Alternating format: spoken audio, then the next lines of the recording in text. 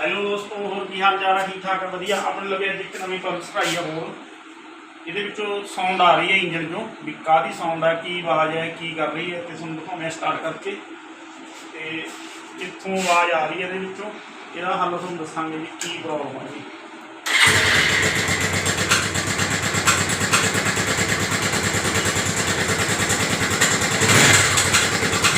Pressure सही लै रही है, इंजन जो प्रेशर सही है। आवाज़ है, आवाज़ की साउंड जी, ये साउंड आ रही है, ये बारे समझाने की गल है, काह तो आवाज़ आ रही है। ठीक है जी।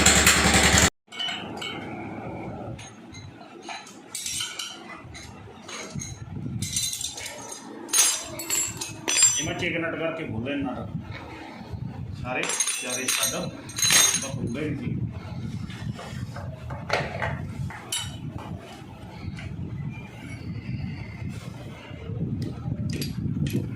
गा चक्कर कादी आवाज दी रोकण वाला टुट गया, देख रही ना चंगी तरह। रोकर चेंज करना पऊगा, रोकर टुट गया। रोकर सही है, ये कोई और नहीं, ढिल नहीं है। ठीक है, टुट गया। आ करदा आवाज साउंड यदी है, टक टक टक टक टक टक टक।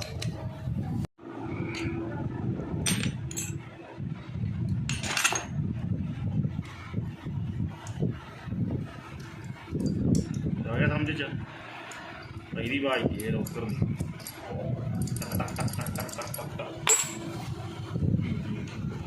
बाकी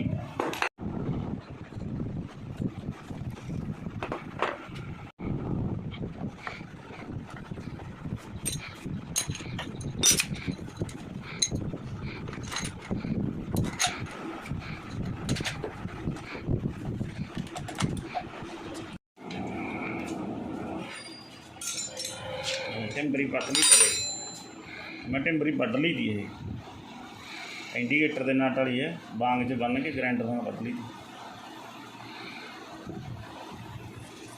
क्योंकि ज़्यादा मोटी टिम्बरी लाने फिर वो चूड़ी घट रही है, चेक नट नहीं सही होंगे।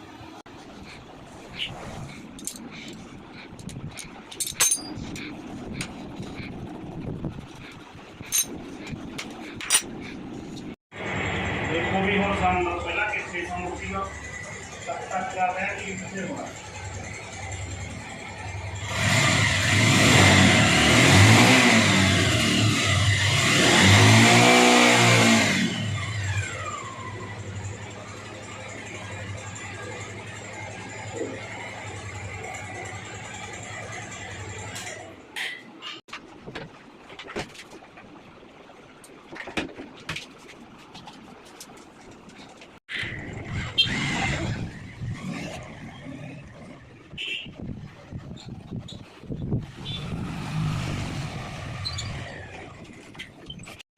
दोस्तों जी, थोड़ा साडा काम वधिया लग्या कीता होया तां सानूं मौका देना काम कराउण लई, ते साडा चैनल भी सबसक्राइब करना।